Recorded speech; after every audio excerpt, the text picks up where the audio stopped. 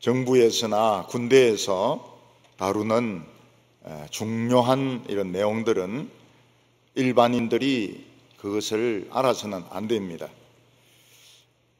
그래서 1급 비밀, 2급 비밀 이런 표시를 해서 일체 다른 사람들이 그 서류를 읽지 못하게 합니다. 예를 들어서 독일에서 활동하고 있는 소련 스파이의 명단 이런 것들은 전부 1급 비밀입니다. 그리고 만약 그 내용이 공개가 된다면 전쟁이 일어날 수도 있는 그런 비밀들은 아주 탑시크릿 이래가지고 도장을 찍어서 대통령이라든지 그 비밀 허가를 받은 사람 아니면 그 서류를 아예 만질 수도 없도록 그렇게 하고 있습니다. 이런 비밀들을 아마 취급한 분들이 있을 겁니다. 군대에서나 정보관계에서 일하신 분들은 이런 비밀을 취급한 적이 있는데 제대하거나 퇴직하고 난 뒤에도 절대 다른 데서 이 비밀을 누설하지 않기로 서약을 하고 다 퇴직을 하든지 제대를 하게 되는 것입니다. 근데 스파이들은 어떻게 해서든지 그 비밀에 가까이 가가지고 그 비밀을 빼내려고 합니다. 그러면은 상대의 나라의 계획을 알 수 있고 또 반대되는 공작을 할 수 있기 때문에 미인계를 쓴다든지 뇌물을 쓴다든지 어떻게 해서든지 그 비밀을 빼내려고 하는 것입니다. 2차 대전 때 독일은 이 암호를 써가지고 잠수함이나 비행기에 지시를 했습니다. 근데 이 암호는 매일 바뀌기 때문에 영국에서는 이 비밀을 풀 수가 없었습니다. 몇 년을 연구를 해도 독일의 암호를 풀 수가 없습니다. 너무 어려워가지고. 캠브리지 대학 교수로 있던 어떤 한 사람이 그 팀에 이제 참여를 했는데 그 사람도 못 풀었습니다. 그러다가 어느 날 딱 무슨 생각이 드는가 하면 독일 이 군인들이나 이 사람들이 높은 사람들이 감히 건드릴 수 없는 단어가 있을 거라는 생각이 딱 든 겁니다. 감히 바꿀 수 없는, 너무 신성해서 도저히 건드릴 수 없는 그런 단어가 있을 것이다. 그 단어가 뭐냐 하면 프리르였습니다. 프리르는 총독입니다. 총독. 하이 히틀러, 이게 프리르, 제1인자 총독이란 말은 못 바꿀 것이다. 이런 생각이 든 겁니다. 그래서 그 캠브리지 그 수학과 교수가 이 프리르라는 이 단어를 가지고 이제 추적을 해 들어가서 그때 이 사람이 처음으로 만든 컴퓨터에 집어넣어서 돌렸습니다. 그랬더니 암호가 풀리기 시작한 것입니다. 그래서 2차 대전이 끝나기 전에 이미 영국은 독일의 암호를 다 해독을 했습니다. 그렇지만은 못 푼 것처럼 계속 독일 잠수함의 공격을 받아서 배가 침몰당하고 그 병에 형이 타고 있고 친구가 타고 있어도 공격당해서 침몰하도록 계속 만들었습니다.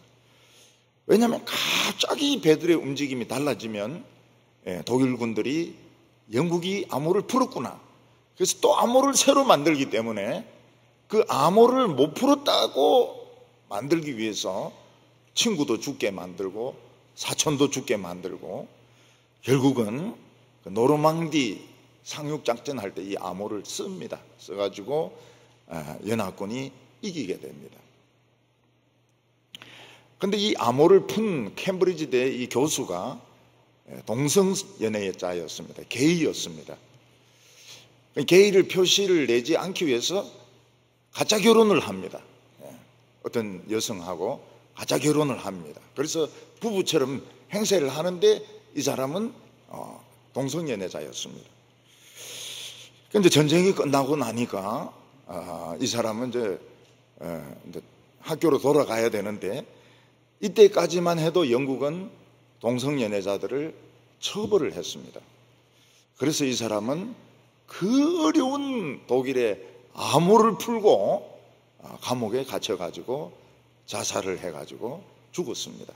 굉장히 천재죠. 천재인데 동성애는 안 되는가 봐요. 결국은 자살로 죽었습니다. 근데 하나님에게도 이런 비밀들이 있습니다. 특별 비밀, 탑 시크릿이 있습니다. 그게 뭔가 하면 하나님의 아들이 있다는 것이 이게 탑 시크릿이었습니다. 하나님에게 아들이 있다. 그리고 언젠가는 이 아들이 인간이 되어서 이 세상에 온다. 탑 시크릿이었습니다. 그리고 그가 인간을 위하여 죽었다가 살아날 것이며 중요한 것이 뭔가 하면 이방인들도 예수 믿으면 구원받는다. 요게 비밀이었습니다. 이 비밀이 이제 공개된 것이 언젠가 하면 완전 공개된 것이 예수님 부활하신 후였습니다. 구약 성경에도 열방이 열방이 주를 바라보리라 뭐 이런 표현들은 있었지만은 그 비밀을 제대로 풀지를 못했습니다. 그리고 고난을 당하는 종의 모습이 나왔지만은 정확하게 풀지를 못했습니다. 예수님이 죽으시고 부활하시고 난 뒤에 이 비밀이 공개가 되었습니다. 그렇지만 베드로나 이런 제자들은 이 비밀에 대해서 알았습니다. 알고 적용도 했습니다. 그렇지만은 이걸 큰 소리로 열방에 선포하지 못했습니다. 이걸 열방에 막 목숨 걸고 외친 사람이 누군가 하면 사도 바울이었습니다. 1급 비밀, 탑 시크릿을, 하나님의 탑 시크릿이 공개된 것을 이걸 온 세상에 목숨 걸고 전했던 사람이 바로 사도 바울인 것입니다. 오늘 첫 번째는 그 이스라엘 자손들의 배신이 나옵니다. 사도 바울이나 이방인 신자들에게 제일 이해가 안 되었던 것은 그렇게 성경을 오래 배웠고 하나님을 오래 믿었던 이스라엘 자손들이 왜 정작 예수가 하나님의 아들인 것을 안 믿었느냐 하는 것입니다. 오히려 그들은 예수를 십자가에 못 박아 죽였고 그리고 예수 믿는 사람들을 감옥에 가두고 박해를 했습니다. 그 이유는 이게 비밀이었기 때문입니다. 이게 하나님 나라의 탑 시크릿, 하나님에게 아들이 있다. 아들이 언젠가는 이 세상에 인간으로 온다는 것이 비밀이었던 것입니다. 하나님께서는 예수님이 오시기 전까지는 유대인들을 특별 대우를 했습니다. 그 이유는 딱 하나입니다. 하나님의 말씀이 오염되는 것을 막기 위해서 하나님은 유대인들을 가두어 놓으셨습니다. 특별히 보호하셨습니다. 그런데 예수님이 오신 후에는 예수님 자신이 말씀이거든요. 예수님 자신이 말씀이기 때문에 유대인들에 대한 특별 보호가 해제가 되어버렸습니다. 그리고 누구든지 하나님을 찾는 자는 하나님을 만나게 되고 누구든지 하나님의 뜻을 묻는 자는 하나님의 응답을 받게 되는 것이 이 비밀이 해제되면서 알려진 것입니다. 그러니까 아무리 성경을 많이 연구한 성경 박사라 하더라도 신학 박사고 신학 교수라 하더라도 성경에 대해서 원문으로 뭐 줄줄 읽는다 하더라도 하나님을 안 찾으면 못 만나는 겁니다. 그리고 하나님에게 구하지 않으면 응답 못 받는 것입니다. 그러니까 이게 굉장히 놀라운 사건이었습니다. 초대교회 당시에 거의 대부분의 유대인들은 옛날 생각을 해가지고 비밀 해제되기 전에 것을 생각을 해가지고 예수를 거의 안 믿었습니다. 10장 16절을 보면 그러나 그들이 다 복음을 순종치 아니하였도다. 이사야가 이르되 주여 우리가 전한 것을 누가 믿었나이까 하였으니. 이사야는 예루살렘에서 목이 터져라고 하나님의 말씀을 전했습니다. 앞으로 메시아가 오신다. 메시아는 고난을 받으실 것이다. 메시아는 우리를 구원하신다. 목이 터지라고 전했지만 이스라엘 백성들은 안 믿었습니다. 그것을 믿지를 않았습니다. 그래서 참 이상한 이스라엘 사람들이 생기게 되었습니다. 믿음이 없는 이스라엘 사람들이 생기게 되었습니다. 이스라엘 사람은 이스라엘 사람인데 하나님에 대한 믿음이 없는 이스라엘 사람들이 생기게 되었습니다. 이게 뭔가 하면 변종입니다. 변종. 17절에 보면 그러므로 믿음은 들음에서 나며 들음은 그리스도의 말씀에서 말미암았느니라. 누구든지 그리스도의 말씀을 들으면 믿음이 생기게 되어 있습니다. 그래서 설교자는 이 믿음이 없으면은 설교가 굉장히 이상해집니다. 막 사람을 웃기려고 하게 되고 이 성공을 갖다 대고 축복을 갖다 대고 사람들에게 막 그 기쁘게 하기 위해서 애를 많이 쓰는데 그거는 믿음이 없는 겁니다. 목사는 뭘 믿어야 되는가 하면 성경이 해석되어지면 사람들의 마음속에는 믿음이 생긴다는 것을 믿어야 됩니다. 내가 설교를 훌륭하게 하지 못해도 믿음이 생긴다. 믿음이 생기면 축복이 온다. 이걸 믿어야 되는 겁니다. 근데 이제 어렸을 때부터 이제 교회에서 컸던 아이들은 어떻습니까? 청년이 되고 어른이 되었을 때 요셉 이야기는 수없이 들었습니다. 모세 이야기, 엘리야 이야기 수없이 들었습니다. 그래서 모세 이야기를 하면 이게 내 어릴 때부터 한 200번 들었던 건데 그러면서 안 듣습니다. 근데 어떤 사람은 그 200번 들어도 재미가 있다는 거예요. 엘리야는 들으면 들을수록 재미가 있고 엘리사는 더 재미가 있고 모세도 재미가 있고 그래서 듣는 사람이 있고 이거 맨날 들은 유년부 때부터 들었고 내가 유년부 때 이거 가르쳤고 그러면서 안 듣는 사람이 있습니다. 그러면 어떤 일이 일어나게 됩니까? 그 지겹다 해서 안 듣는 사람은 늘 들었기 때문에 안 듣는 사람은 믿음이 안 생겨요. 근데 200번 듣고 300번 들어도 또 들어보자 이러면은 믿음이 생깁니다. 그게 왜 그런가 하면 그게 하나님의 비밀 중에 하나입니다. 비밀. 하나님의 비밀 중에 하나가 뭔가 하면 말씀을 들으면 믿음이 생긴다는 겁니다. 말씀을 들으면 믿음이 생깁니다. 몇 번 들었든지 간에 상관없이. 근데 잘 알고 있기 때문에 안 들으면 믿음이 안 생깁니다. 이게 하나님의 비밀 중에 하나입니다. 하나님께서는 이스라엘 백성들이 율법을 잘 아는 것을 알고는 잘 듣질 않아요. 그걸 내버려 두셨습니다. 오히려 이스라엘 백성들은 성경에 대해서 재미있어 하는 이방인들을 막 두들겨 패고 감옥에 집어넣고 경제적으로 압력을 가하고 그렇게 했습니다. 근데 이방인들은 막 맞아가면서 쫓겨다니면서 예수를 믿습니다. 근데 유대인들은 잘 아는데 안 믿어요. 왜냐하면 이게 인텔렉츄얼하게 지적으로는 알지만 마음으로 안 듣는 겁니다. 마음으로 안 들어요. 만약 유대인들이 수백 번 들었던 그 하나님의 말씀을 또 듣고 자기 것으로 만들었다면 이방인들에게는 복음이 갈 게 없습니다. 유대인들이 그냥 싹 다 빨아먹어버리기 때문에 이방인에게 갈 말씀이 없어요.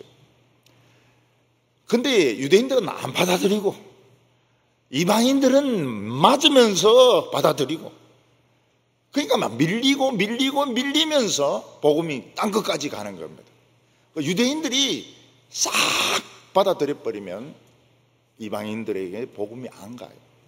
그러니까 사실은 유대인들이 하나님의 말씀을 잘한다고 생각한 것이 선교에 도움을 준 것입니다. 선교에 상은 없어요. 상은 없지만은 자기들이 이 복음을 잘 알기 때문에 안 받아들인 것이 선교에 도움을 준 겁니다. 왜냐하면 이방인들이 자꾸 들었기 때문입니다. 그래서 18절에 보면 그러나 내가 말하노니 그들이 듣지 아니하였느냐. 그렇지 아니하니 그 소리가 온 땅에 퍼졌고 그 말씀이 땅끝까지 이르렀도다. 유대인들이 그 구약 성경 이야기, 예수에 대한 이야기를 듣고 그 마음으로 받아들이지를 않습니다. 그 바람에 이게 전 세계까지 가는 겁니다. 복음이. 유대인들이 안 받아들이면서 막 괴롭히니까 도망을 다니면서 막 전도를 하니까 전 세계까지 이 말씀이 전파가 되고 땅끝까지 복음이 이르게 된 것입니다. 그런데 놀라운 것은 뭔가 하면 이방인들은 이 복음을 들으면서 하나님을 믿습니다.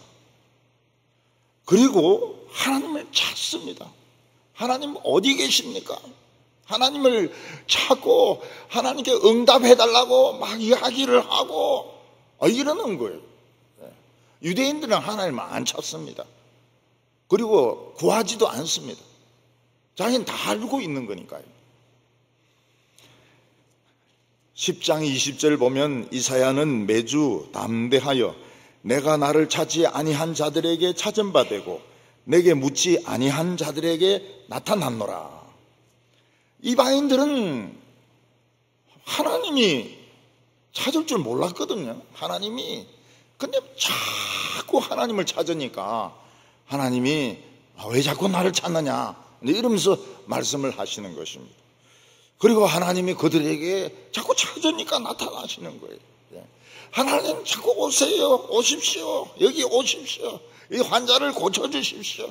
나에게 은혜를 주십시오. 길을 열어주십시오. 이러니까 자꾸 길을 열어달라 이러니까 길을 열어주는 겁니다. 예수님이 뭐라고 말씀하셨습니까? 구하라. 그러면 주실 것이요. 찾으라. 그러면 찾을 것이요. 문을 두드리라. 그러면 열릴 것입니다. 구하라고 자꾸 구하라고. 내 남편은 어디에 있습니까? 하나님의 축복은 어디에 있습니까? 나는 지금 공부가 필요합니다. 지금 나는 길을 찾고 있습니다. 길이 어디에 있습니까? 지금 문이 닫혀 있습니다. 내가 문을 두드립니다. 문 좀 열어주십시오. 그러니까 열어주시는 거예요. 근데 하나님은 이스라엘 백성들을 향하여 하루 종일 팔을 벌리고 있습니다. 오라고, 자꾸 오라고. 아무리 기다려도 한 명도 오지 않았습니다. 왜냐하면 그들은 성경을 잘 알고 있었거든요. 그러니까 하나님께 갈 필요가 없는 겁니다. 그거 어릴 때부터 다 배웠던 것들입니다. 그러니까 하나님께 갈 필요가 없어요. 그들은 세상을 향하여 막 나가는 것입니다. 그래서 10장 21절에 보면 이스라엘에 대하여 이르되 순종하지 아니하고 거슬러 말하는 백성에게 내가 하루 종일 내 손을 벌렸노라. 하나님은 하루 종일 하나님의 말씀을 순종치 않고 늘 하나님을 대적하는 자들을 향하여 팔을 벌렸지만은 오는 사람이 없었던 것입니다. 그런데 이방인을 향해서는 하나님 팔을 안 벌렸습니다. 근데 자기들이 와가지고 자꾸 하나님 뜻이 무엇입니까? 하나님 길을 열어주십시오. 응답해 주십시오. 길을 열어주십시오. 저는 행복하지 못합니다. 행복하게 해주십시오. 그러니까 하나님께서 복을 주시고 응답을 주시는 겁니다. 이게 비밀입니다. 이게 비밀. 이게 창세 전부터 감추어졌던 이게 탑시크릿 1급 비밀인 겁니다. 이스라엘 백성들은 하나님을 너무 잘 알았기 때문에 버릇이 나빠지게 되었습니다. 이스라엘 백성들은 하나님의 말씀에 순종하지 않습니다. 왜냐하면 늘 배운 거거든요. 하나님의 말씀에 부정적으로 반응을 합니다. 반대로 늘 반대로 이야기를 합니다. 왜냐하면 너무 잘 알기 때문에, 너무 잘 알기 때문에, 내가 이거 가지고 가르쳤기 때문에. 하나님은 이스라엘 백성들을 안아주려고 하루 종일 팔을 벌리고 있는데 오지를 않습니다. 이스라엘 백성들은 세상을 사랑했습니다. 우리 이 교회에 대해서, 회당에 대해서는 우리 어릴 때부터 다 안다. 우리가 모르는 건 세상 지식이고 세상의 문화다. 그래서 세상으로 다 달려가지 하나님 품으로는 하나도 안 오는 겁니다. 할아버지가 이제 손자 손녀들을 키웁니다. 그래서 팔을 벌리면 탁 달려와서 할아버지 하면서 안깁니다. 그래서 탁 엉덩이 두드리 주고, 그리고 뭐 과자 같은 거 주고 이러면 막 할아버지 최고예요. 그때 막 할아버지는 그 인생을 오늘까지 견딘 그 의미를 느낍니다. 역시 손자를 낳아봐야 돼. 우리 교회에 손자 못 낳아본 사람 누구지?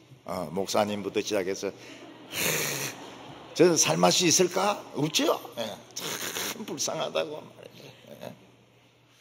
근데 얘들이 이제 중학생이 되고 청년이 되고 막 연애를 하기 시작합니다. 할아버지가 팔 벌리고 있어요. 안 와요. 안 와요. 사탕 들고 있습니다. 안 옵니다. 안 옵니다. 왜냐하면 자기 이제 연애가 바쁜 거예요. 자기 리포트 쓰기 바쁜 거예요. 할아버지가 전화를 겁니다. 야, 보고 싶은데 왜 안 오냐? 할아버지, 나 지금 바빠요. 지금 숙제한다고 바빠요. 나중에 한번 가볼게요. 언제? 2년 뒤 명절에 한번 가볼게요. 그때 이제 할아버지가 이제 배신감을 느끼는 겁니다. 손자를 새로 낳아야 되겠구나. 며느라 불러가지고 또 애기 하나 낳아라. 아이고, 안 됩니다. 지금은 막 시간이 오바돼 버렸습니다. 이거 어렸을 때는 팔만 벌리면 막 쫙 달려와가지고 막 탁 안기고 말이죠. 막 할아버지 좋다고 하고 이러던 것들이 벌써 고등학생 되면 안 안겨요. 대학생 되면 안 와요. 아예 안 와요. 그리고 지 바빠요. 더 바빠요. 명절날 이번에 어디 일본에 가기로 했는데 이번에 스위스 가기로 했는데 여자친구하고 말이죠. 그래서 이제 이 팔에 아무도 안 오는 겁니다. 아무도. 그럼 영감 할머니끼리 앉으면 되겠네. 영감 할머니끼리만 다 안으면서 내가 하루 종일 팔을 벌렸노라. 여보를 만나기 위해서 탁 이렇게 하면 영감 냄새 나요. 물러가라고 말이죠. 영감아 물러나라. 이러면 참 그렇죠. 19절에 그러나 내가 말하노니 이스라엘이 알지 못하였느냐? 먼저 모세가 이르되 내 백성 아닌 자로서 너희를 시기나게 하며 미련한 백성으로서 너희를 노하게 하리라. 이스라엘 백성들은 하나님을 잘 알았습니다. 너무 잘 알았기 때문에 갈 필요가 없는 거예요. 근데 하나님이 백성이 아닌 자들은 이 하나님이 보물인 줄 아는 겁니다. 그래서 막 가서 안기려고 그러고 막 매달리려고 그러고 그래가지고 막 부흥이 일어나고 기적이 일어나고 막 병이 나고 막 이런 일이 일어나는 겁니다. 그 이스라엘 백성들 시기나게 하려고 할아버지 품을 뺏겼으니까 시기나게 하려고 하나님이 이제 그렇게 했는데 이스라엘 백성들 시기를 안 해요. 영감 너 가져. 우리는 젊은 아가씨가 좋으니까, 젊은 오빠가 좋으니까. 그러면서 시기도 안 해요. 그러니까 하나님이 이방인을 막 안아주시고 이방인들의 기적을 주시고 뭐 부흥을 주시고 이러면 유대인들이 막 시기할 것 같은데 시기 안 해요. 예, 시기 안 해요. 왜냐하면 자기들은 이제 영감 필요가 없는 거예요. 영감 필요 없어요. 할아버지인데 가면 막 트름만 하고 말이죠. 할아버지 막 냄새 나고 이러니까 안 오는 거예요. 하나님에게 무슨 냄새가 나겠습니까? 하나님에게는 천국의 향기가 나죠. 하나님은 참 진짜 신선한 분이시죠. 그런데 이스라엘 백성들은 버릇이 나쁘게 된 겁니다. 할아버지인데 받을 거는 우린 다 받았다. 돈만 받으면 된다. 돈만 챙기면 된다.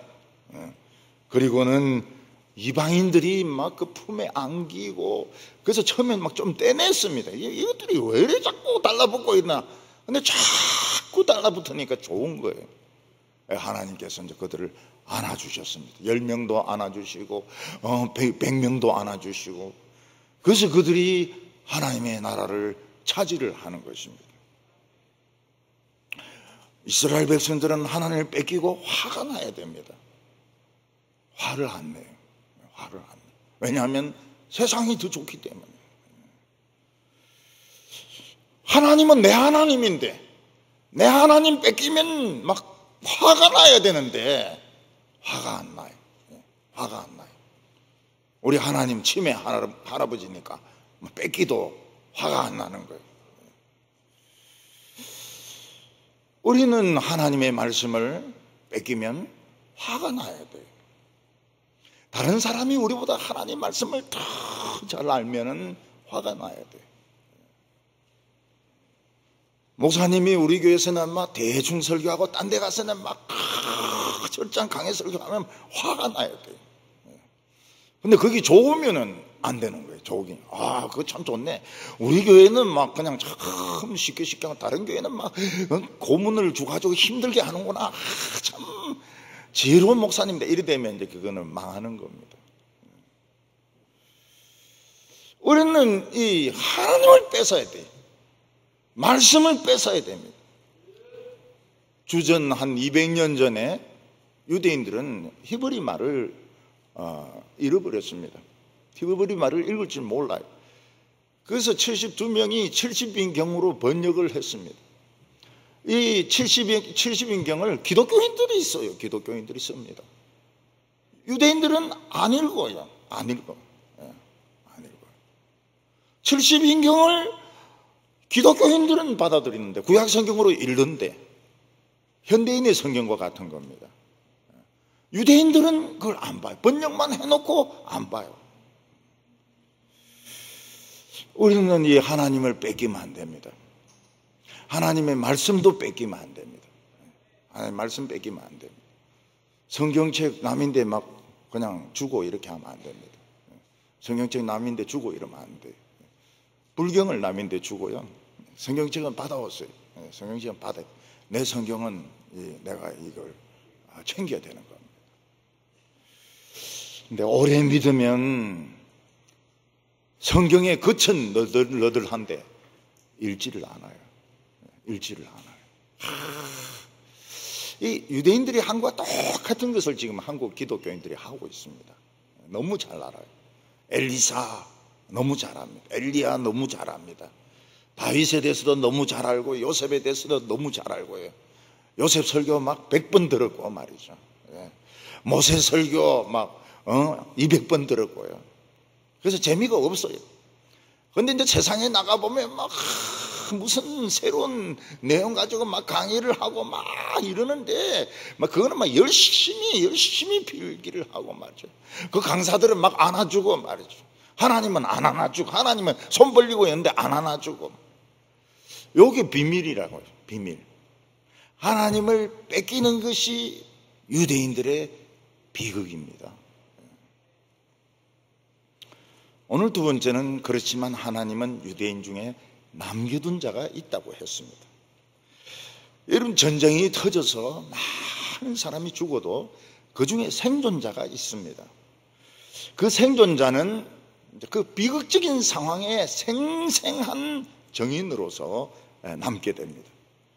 백화점이 무너졌을 때도 그 시멘트 덩어리 밑에 살아남은 청년들이 있었습니다. 서찬성에 지진이 났을 때도 살아남은 사람들이 있었습니다. 이 서찬성에 많은 어린이들이 죽은 것은 전부 부실 건물이기 때문에 무너지면서 깔려 죽은 것입니다. 근데 어느 학교 교장이 성질이 별나요. 온데 다니면서 제대로 건물 지어라, 제대로 건물 지어라, 부실 건물 안 된다, 부실 건물 안 된다, 그렇게 난리를 치는 교장이 하나 있은 거예요. 근데 그 학교는 안 무너졌어요. 그 학생들이 그 정인이죠. 그 학교는 안 무너진 거예요.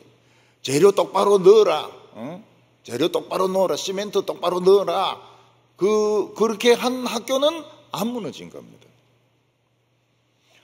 지진으로 엄마들이 많이 죽었습니다.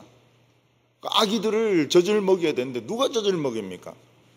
여자 경찰이 막 덩치 이렇게 큰 여자 경찰이 아기를 낳았는데 아기 때 맡겨놓고 막 바로 그 현장에 가가지고 아기들 막 줄 세워놓고 젖을 막 한 통 빨리고 그 다음에는 요 통 빨리고 요 통 빨린 동안 요 젖 모이고 또 빨리고 그래서 그 여자 경찰이 영웅이 된 겁니다. 영웅이 돼서 남의 애들 젖먹이다. 지혜는 굶고. 어떤 건물에는 주인이 깔렸는데 개가 도망을 안 가요. 그 주인이 기절을 하려고 하니까 혀로 막 얼굴 핥아주고 막 왕왕왕 찢어대고 막 주인 막 코 핥아주고 눈 핥아주고 주인이 의식을 잃지 않도록. 그래서 주인을 살렸어요, 그 개가. 근데 공산당이 무슨 명령을 내렸는가 하면 이 서찬성에 있는 개들은 다 사람의 고기를 먹은 거예요. 다 총살시키라. 그래서 그 개가 총살당합니다. 주인을 살려놓고 개기 때문에 인육을 먹었을 것이다 오해를 받아서 총살당합니다. 그걸 뭐라고 합니까? 개팔자 아닙니까? 이 개는 주인은 살리고 지는 죽었어요. 어떤 남편은 전 세계 남자들을 울게 만들었습니다. 지진이 나서 부인이 깔려 죽은 거기에 가가지고 막 손으로 막 부인을 막 파내가지고 죽은 여자를 이 끈으로 자기 등에 메고 오토바이 타고 막 집으로 와가 장례를 지내준 겁니다. 모든 남자들이 저래야 돼. 죽은 부인을 등에 막 업고 줄로 매가지고 장사 지내주는 저런 남자가 돼야 돼. 근데 어떤 여자가 편지를 써서 당신인데 감동받았다니 그 오토바이 타고 바로 가가지고 결혼을 해버린 거예요. 그래서 뭐 전 세계 여자들이 욕을 했습니다. 알고 보니까 부인에게 잘해주지도 않았고 말이죠. 그 오토바이 타고 막 그 끈 메고 그대로 가가지고 결혼을 해버린 거예요. 사도 바울은 하나님이 이스라엘을 전부 다 버리고 이방인을 받아들이는 것이 비밀의 내용인가?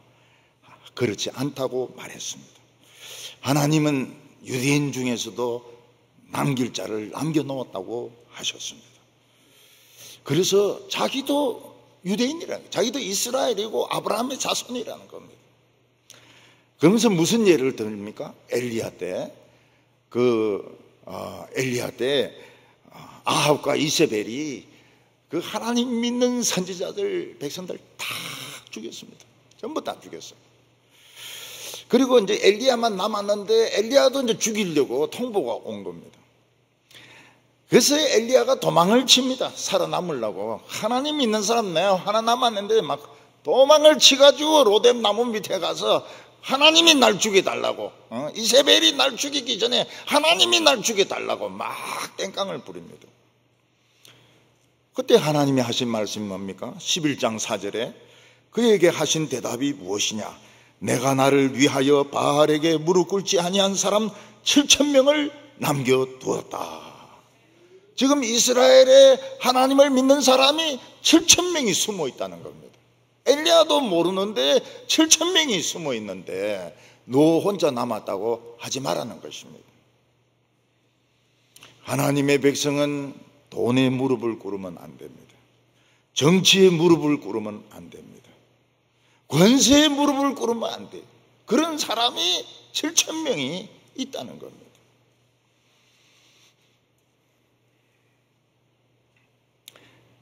5절에 보면 그런즉 이와 같이 지금도 은혜로 택하심을 따라 남은 자가 있느니라. 지금 북한에 다 김일성하고 김정일 그 상에 절을 해야 하지 않습니까? 근데도 그 안에 크리스찬이 있는 거예요. 크리스찬이 있는 겁니다. 한 탈북자 여자가 자기가 이제 탈북을 하는데 올케지. 올케가 손 딱 잡고 하는 말이 뭔가 하면 어려운 일이 있으면 예수 이름으로 기도해라. 예수 이름으로 기도하면 다 된다. 그러면서 보내는 거예요. 이 사람이 탈북하다가 잡혀가지고 북한으로 옮겨지게 됩니다. 북한의 이 북송이란 말이 굉장히 무서운 말이거든요. 중국 공안에 붙들리가 북송되는 게 탈북자들인데 굉장히 무서운 말이거든요. 근데 이 사람이 기도를 합니다. 풀려나게 해 주십시오. 그래서 풀려났어요. 이상하게 풀려났어요, 이 사람이. 그리고 이 사람 자기가 한국에 가게 해달라고 기도를 했습니다. 한국에 와 있어요. 텔레비전에 나오게 해달라고는 기도 안 했는데 텔레비전에 나왔어요. 유대인들 중에서 예수 믿는 사람들이 많았습니다. 유대인들 중에서 예수 믿는 사람들이 많았어요. 예수님이 뭐라고 말씀하셨습니까? 예루살렘에 가정한 것이 서는 것을 보거든, 누가복음에는 예루살렘이 포위되는 것을 보거든 너희들은 유다를 떠나 도망가라. 그래서 예루살렘이 포위됐다가 이 장군이 황제가 되기 위해서 한번 포위를 풉니다. 그동안 이 예수 믿는 유대인들은 탈출을 해가지고 요단강을 건너서 에돔 쪽으로 가서 숨습니다. 다른 사람들은 110만 명 죽는데 이 사람들은 살아남아요. 너무 오랫동안 고립이 되었어요. 나와가지고 다른 기독교인들하고 이제 같이 만났습니다. 만났는데 뭐가 많이 달라요. 그냥 고립이 되어 있으니까요. 그래서 그 사람들을 뭐라고 부르는가 하면 에비온파라 이를 부릅니다. 에비온파는 가난한 사람이다 이런 뜻입니다. 가난하게 살아간 거예요. 근데 형식도 없고 자관, 예수는 믿어요. 유대인이고 예수는 믿어요. 그런데 뭐가 이상해요. 이상해. 이단은 아닌데 뭐가 너무 이상해요. 그래서 에비온파라고 살아남게 됩니다. 아무리 유대인이라 하더라도 하나님은 남겨놓으셨습니다. 그래서 그 비밀이 뭔가 하면 유대인들의 특혜가 없어지는 거예요. 유대인이든 아니든 전부 예수 믿어야 구원받는 겁니다. 예수 믿어야 구원받아. 하나님 찾으면 만나고, 하나님께 물어보면 응답받고, 안 물어보면 응답이 안 되고, 그러니까 자꾸 찾아야 됩니다. 자꾸 찾아야 돼요. 하나님을 자꾸 찾고, 자꾸 물어보고, 자꾸 길을 달라 그러고, 자꾸 필요한 거 달라 그러고, 자꾸 그래 하면 하나님 주는 겁니다. 이게 비밀의 내용입니다. 하나님의 비밀의 내용입니다. 16장 6절에 보면 만일 은혜로 된 것이면 행위로 말미암지 않음이니 그렇지 않으면 은혜가 은혜되지 못하느니라. 하나님은 공적을 쌓아서 구원받는 것을 인정하지 않습니다. 하나님은 오직 은혜로, 사랑으로 구원받는 것을 원하시기 때문에 누구든지 돈 없이 값 없이 하나님께 와서 하나님 믿는다 이러면 구원받는 겁니다. 근데 공적을 쌓으면 안 돼요. 공적을 쌓아가지고 나는 이것도 했습니다, 저것도 했습니다, 금식도 했습니다, 일천번제를 했습니다 이러면 탈락입니다. 탈락. 우리 생각하고 달라요. 그 세월이 흐르면서 순수한 유대인들도 있지만은 유대인 조상만 유대인이고 이방인과 결혼한 사람들이 많습니다. 많습니다. 근데 그 사람들이 예수를 많이 믿어요. 그 사람들이 물어보면 유대인이라 그래요. 그렇지만 기독교인들이 많이 있습니다. 그 사람들은 남은 사람들이죠. 오늘 세 번째는 이스라엘의 넘어짐입니다. 이스라엘 자손들은 하나님의 귀한 율법을 가지고 있었기 때문에 완전한 의인이 되려고 했습니다. 그래서 그들은 믿음으로 구원받는 것은 너무 유치하고 너무 엉터리고 완전한 의를 통해서 구원받아야 된다. 거짓말 절대로 안 하고 나쁜 짓 절대로 안 하고 시간 약속 철저하게 지키고 헌금 철저히 하고 금식하고 이래서 구원받아야 된다. 이게 진짜 신앙이다. 이런 생각을 한 겁니다. 근데 이스라엘 백성들은 자신의 의를 얻지 못했습니다. 왜냐하면 인간 자체가 썩은 고무 호스이기 때문에 기름을 통과시키면 여기 터지고 저기 터지고 중간중간 새게 돼 있습니다. 여기 떼우면 여기 터지고 여기 떼우면 여기 터지고 결국은 기름이 새게 돼 있어요. 완전할 수가 없어요. 근데 우리가 믿음으로 하나님을 믿으면 하나님이 새 파이프를 주시거든. 그래서 그냥 흘러가는 거예요. 그냥 흘러가는 거예요. 그래 막 노력을 안 해도 그 하나님의 의가 만들어지는 겁니다. 인간이 한 번도 남을 미워하지 않고, 인간이 한 번도 거짓말을 하지 않고, 인간이 음란한 생각 한 번도 하지 않고 100% 하나님만 찬양하고, 그건 불가능합니다. 거짓말입니다. 거짓말. 아무리 수도승이 되고 아무리 선교사가 되고 선행을 아무리 해도 완전한 의는 불가능합니다. 이게 썩은 호수이기 때문에 그렇습니다. 근데 택함받은 이방인들은 완전하려고 안 하거든요. 완전하려고 하지 않고 그냥 하나님이 은혜 주신 대로 그냥 믿고 가니까 이게 안 새는 거예요. 안 새고 셀 것처럼 하는데 안 새고 구원을 받는 겁니다. 11장 7절을 보면 그런 적 어떠하냐? 이스라엘이 구하는 그것은 얻지 못하고 오직 택하심을 입은 자가 얻었고 그 남은 자는 우둔하여 졌느니라. 인간은 자기 힘으로 완전해질 수가 없습니다. 물론 인간이 도덕적으로 완전해지려고 노력하는 것은 대단히 좋은 것입니다. 그런 사람들은 완전하려고 노력하지만 남 모르는 욕망이 있습니다. 그래서 몰래 죄를 지어요. 완전한 사람은 몰래 죄를 짓습니다. 어떤 때는 성추행을 하거나 어떤 때는 자기 물건 아닌 것을 가지거나 그런 짓을 한다고요. 겉으로는 완전한 것 같지만 어떤 신부는 아프리카에 가가지고 참 흑인들 병든 사람을 많이 도와주었습니다. 그 사람은 굉장히 의로운 사람으로 소문이 났어요. 근데 같이 갔던 그 간호사를 밤에 이 성추행을 하는 것입니다. 문을 막 흔들어 가지고 열고 들어와 가지고 여자를, 한국 간호사를 그걸 괴롭히는 것이죠. 근데 그 같이 있는 그 신부들이 아무도 말리지를 않더라는 거예요. 자기를 지켜주지 않더라, 이 간호사를. 그는 결국은 이 여성이 한국에 와가지고 이걸 폭로를 했습니다. 그래가지고 직책 다 탈락당하고 모든 직책 다 잃어버렸어요. 사람이 공로를 쌓는 데는 오랜 시간 걸리지만 무너지는 것은 한숨에 무너집니다. 그럼에도 불구하고 끝까지 자기 의로 완전하려고 하는 사람들은 딴 데 무슨 죄를 지어요. 숨어서 무슨 죄를 짓게 돼 있습니다. 인간은 그럴 수밖에 없어요.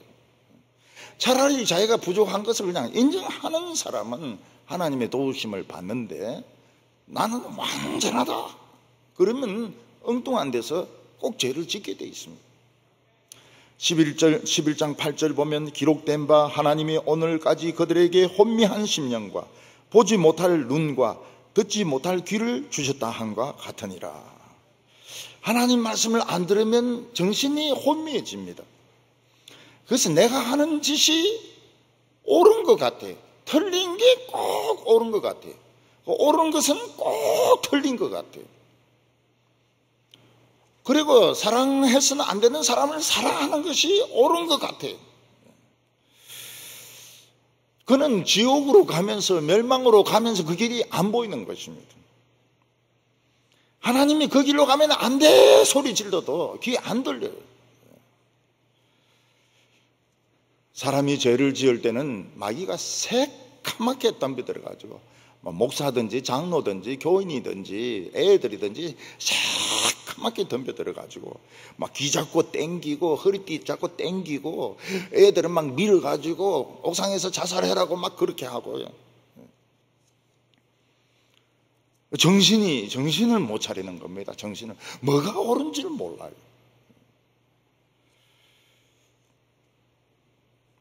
11장 9절에 보면 또 다윗이 이르되 그들의 밥상이 올무와 덫과 거치는 것과 보응이 되게 하옵시고 그들의 눈은 흐려 보지 못하고 그들의 등은 항상 굳게 하옵소서 하였느니라.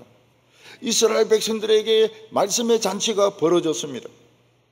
근데 자기가 잘났다고 생각하는 사람은 손에 이 줄이 묶여져 있는 겁니다. 맛있는 거 이제 먹으려고 이렇게 하는데 손이 안 가요. 이것도 손이 안 가요. 왜냐면 올무와 덫에 걸려 있어가지고 말씀의 잔치가 벌어져 있는데 하나도 귀에 들어오지 않는 겁니다. 그리고 막 먹으려고 해도 유리벽 같은 장애물이, 거치물이 있어가지고 벽이 유리가 있으니까 음식에 손이 가지를 않는 것입니다. 결국은 눈도 흐려져 가지고 막 소금 같은 거나 먹고 찌꺼기 같은 거나 먹고 등이 이렇게 구워져 가지고 척추가 이렇게 구워져 가지고 자기가 바른 길 간다고 생각하는데 이게 엉뚱한 길로 가고 있는 것입니다. 옛날에 우리가 못 살 때 있지 않습니까? 그때 찐빵이 참 대단했거든요. 찐빵의 파워라고 하는 것은 대단했습니다. 내 친한 친구하고 같이 우리 찐빵집에 딱 가는데 뒤에 설탕을 이만큼 쌓아놓은 거예요. 그래서 나는 이제 가만히 있는데 그놈이 설탕 먹자 이러는 거예요. 야, 저거 남의 거니까 안 된다. 손대면 안 된다 이러더니 이놈이 벌떡 일어나더니 찐빵에 막 찍어가지고 그 찐빵집 그 설탕을 팍 찍어 입에 넣은 거예요. 소금이었습니다. 소금을 막 실컷 먹은 거야. 이러면서 이거 소금이다 이러면서 막 아니 남의 걸 왜 손을 대고 그래요? 남의 거를 소금을 그냥 실컷 먹. 지금도 기억할 겁니다. 죽어버렸어요. 그 애가 죽었어요. 죽었는데 지금도 이야기하면 기억할 겁니다. 그때 우리 가난했던 시절에 어떤 사람은 어릴 때 사고가 나가서 척추가 붙어버렸습니다. 그래서 이 사람이 이렇게 붙어가다 눈이 발에 붙어 있어요.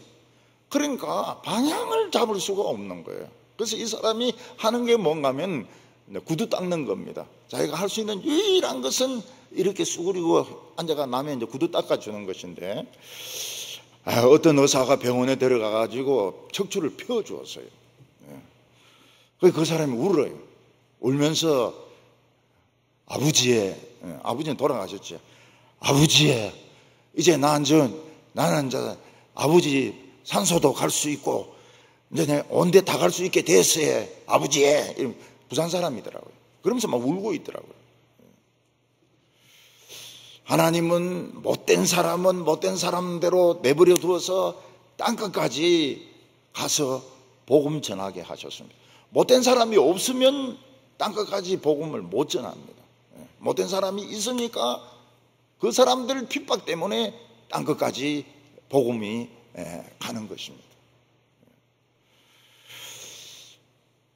그 남미나 이쪽은 전부 그 천주교거든요. 남미는 그 천주교인데 예수교는 그 선교하는 게 철저합니다.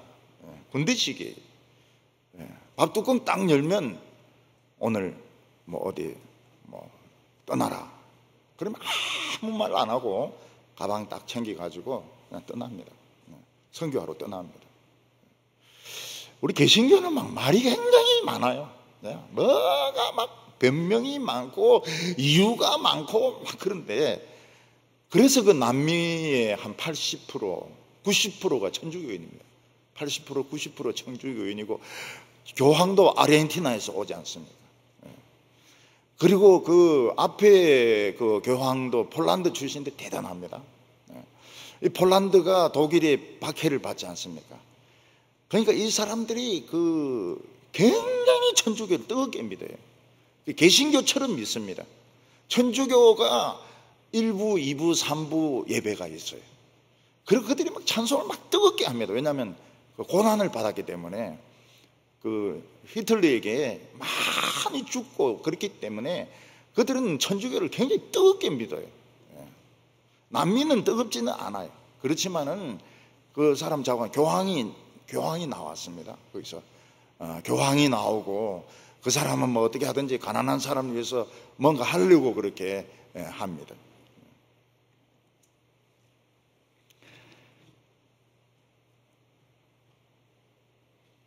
미국과 러시아 같은 데는 조상만 유대인이고 실제로 똑같은 사람들이 있어요. 물어보면 주라 그럽니다. 자기들은 주라 그래요. 근데 개신교를 믿는 사람들이 상당히 많습니다. 그 러시아의 핍박이 일어나면서 미국으로 많이 왔습니다. 러시아들. 그래서 러시아 마피아도 오고 주도 오고. 근데 그 사람들이 유대교로 가는 사람도 있지만은 개신교를 믿는 사람들도 많이 있어요. 일본은 그 전국 시대 오다 노부가나 그 시대에 기독교를 받아들입니다. 그때 기독교는 천주교입니다. 그래서 기독교인들이 많았어요. 큐슈 뭐 이런 쪽에 전역에 많았습니다. 그런데 그 히데요시가 이 천주교를 박해하기 시작합니다. 임진왜란을 일으킨 히데요시가 기독교를 박해하기 시작합니다. 그래서 그 본토에 있는 그 기독교인들을 천주교인들을 잡아가지고 그 큐슈까지 끌고 갑니다. 그래서 26명을 십자가에 못 박아 죽이는데 그 중에는 아이도 있습니다. 그리고 그 큐슈에 보면은 운젠이라는 데 있거든요. 그 운젠에 있는 온천은 끓습니다. 거기에 집어넣어가지고 화상을 입히고 꺼내가 치료하고 또 집어넣고 꺼내가 치료하고 또 집어넣고 이래가지고 굉장히 많이 죽여요. 천주교인들. 우리가 저희들이 갔던 데가 그 운젠이거든요. 운젠은 그 호텔 바로 뒤에 그 온천인데 막 끓습니다. 끓어요. 땅도 뜨거워요. 땅도.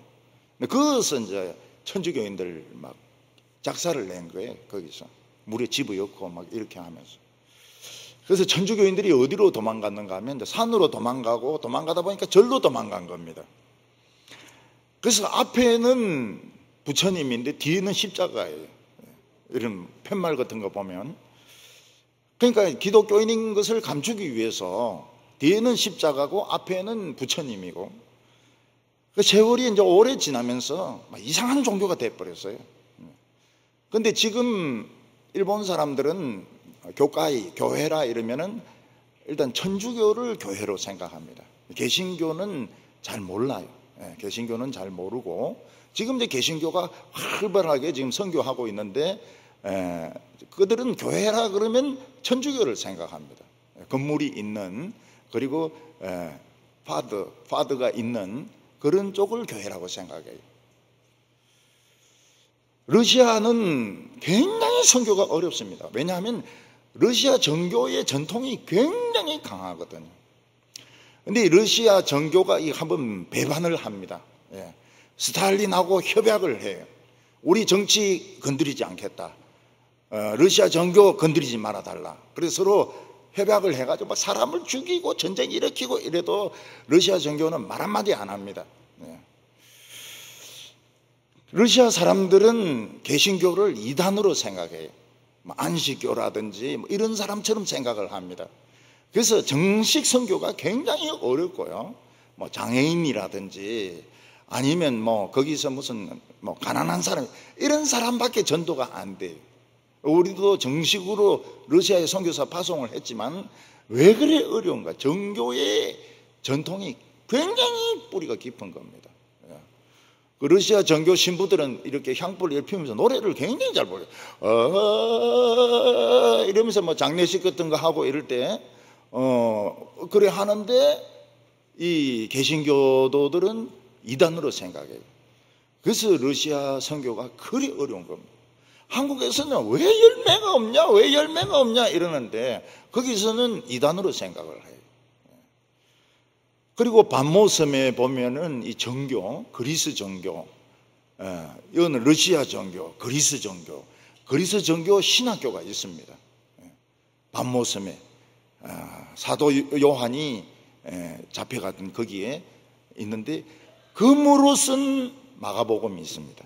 금으로 쓴 마가복음. 보물 중에 보물이죠. 금으로 쓴 마가복음이 반모섬에 보관되어 있습니다. 옛날 이집트에도 유대인들과 기독교인들이 많이 살았어요. 알렉산드리아나 이런데. 그러니까 예수님이 아기였을 때 이집트로 도망가는 게 조금 더 이상하지 않은 이유가 뭔가 하면 유대인들이 많이 살았어요. 유대인들이 굉장히 많이 살았어요. 근데 이제 개신교들이 그 상류, 나일강 상류 거기에 많이 있었는데 이 사람들의 신앙이 좀 이상했습니다. 도마복음을 믿고 가룟유다 복음을 믿고 그래서 이단으로 정죄가 되었어요. 그래서 그 땅에 다 파묻었습니다. 그 경전을. 그 장소가 어딘가 하면 나그 한마디입니다. 나그 한마디에 그걸 파묻었어요. 그리고 2000년이 지나가지고 거기 다시 나온 겁니다. 그 이상한 가룟유다 복음서 그게 다시 나온 거예요. 그러니까 하버드 여자 교수가 이제 그걸 이제 독해를 해보니까 예수님은 막달라 마리아하고 결혼했고 도마하고는 예수님이 약속을 한 겁니다. 네가 나를 팔아주라. 그래야 성경이 이루어진다. 근데 그걸 가지고 막 떠들어대고 우리나라에도 머리 훌떡한 그 중같이 생긴 거기 막 나가 한마디 원서가 어쩌니 저쩌니 그게 이게 나온 거예요. 그거는 그때도 틀렸고 지금도 틀린 겁니다. 근데 그거 뭐 하버드 여자 교수가 그거를 이제 그 번역을 해가지고 막 떠들어대니까 막 좋다 해가지고 막 난리를 치는데 그 나그 한마디 문서 그거는 엉터리입니다. 오늘 우리에게는 복음의 진수성찬 6주 동안 복음을 하나님이 안 주셨어요. 교인들은 막 열심히 그 인터넷에서 시편을 듣고 은혜 많이 받고 그러더라고요. 근데 지금 다시 이 뷔페가 천국의 뷔페가 다시 오픈이 됐습니다. 우리 하나님의 음식을 열심히 먹으시기 바랍니다. 이거 많이 들었다고 이게 벌써 시험입니다. 이게 나 요새 많이 들어서 근데 저도 사실 그런 생각이 들어요. 요새 만화 이리 나오면 아이고 저거 막 스토리 뻔한데 우리 애가 막 그거 바라고 요새 만화 바라고 그 다음에 에집트의 왕자 만화 바라고 그 다음에 드래곤 길들이기 3 보라고 막 이러는 바람에 할 수 없어가지고 요새 봤는데 눈물이 나요. 눈물이. 나보다 나를 더 잘 아시는 하나님 You know me better than I. 참. 모세도 굉장히 성경적이더라고요. 그러니까 일본의 일본의 이 만화하고 미국 만화하고 진짜 차이가 많아요. 미국 만화는 정말 기독교 정신이 배어 있어요. 근데 일본은 막 귀신이 나오고 사람을 죽이고 막 이러더라고요. 한국 만화는 선녀와 나무꾼 이 벌써 성추행 아닙니까? 숨어가지고 여자 모욕하는 거 보고 옷 감추고 말이죠. 우리는 끼가 옛날부터 있었던 것 같아요. 그러니까 지금 뭐 욕할 거 없어요. 지금 박원순 욕할 거 없어요. 옛날부터 그 나무꾼부터 그때 그 짓을 했거든. 저도 저 산에 올라가면은 혹시 어디에 선녀가 모욕하나? 오늘 복음의 잔치는 열려져 있습니다. 안다고 생각하면 안 되는데 안다는 생각이 들어요. 성경 읽기 싫어요. 성경 읽기 싫어요. 세상 건 너무 재미있어요. 송중기 너무 잘생겼어요. 그래서 이혼당하고 얼마나 괴로워합니까? 어떻게 하든지 이 하나님 말씀 자꾸 들었다고 생각하지 마세요. 이 강해 설교 다 들었다고 생각하지 마세요. 그냥 서베이 정도 한 겁니다. 그리고 진짜 이제부터 보물을 이제 캐내고 있는데 시간은 자꾸 가고 있는 겁니다. 시간이 얼마 남지 않아요. 진짜 이제 다이아몬드 캐내고 있는데, 꼬마 소선지서 이러면서 막 지금 막 캐내고 있는데 시간이 얼마 남지 않았어요. 고민을 하고 있습니다. 사랑하는 성도 여러분, 하나님의 말씀이 올무가 되지 않도록 많이 믿었다, 오래 믿었다, 절대 그런 생각하지 말고 우리가 같이 참 하나님 영광 돌려드리고 순수한 신앙으로 하나님께 나아가기를 바랍니다. 기도드리겠습니다. 거룩하신 하나님 아버지, 아무 공로 없고 아무 잘한 것 없는 우리들에게 하나님께서 복을 주시려고 창세 전부터 비밀 계획을 세우시고 오늘 우리에게 이 큰 복음을, 이 큰 축복을 주셨습니다. 하나님, 저희들이 믿으면 믿을수록 마음이 강팍해지고 오래 믿으면 믿을수록 성경을 다 안다는 이런 교만한 마음이 우리 마음을 채우고 있을 때가 많습니다. 오늘도 새로 믿는 마음을 허락하여 주시기를 원합니다. 새 신앙을 허락하여 주시옵소서. 하나님을 찾게 하여 주시고 부르짖게 하여 주시고 매달리게 하여 주셔서 우리 모두 다 응답받는 신자들 되게 하여 주시옵소서. 예수님의 이름으로 기도하옵나이다.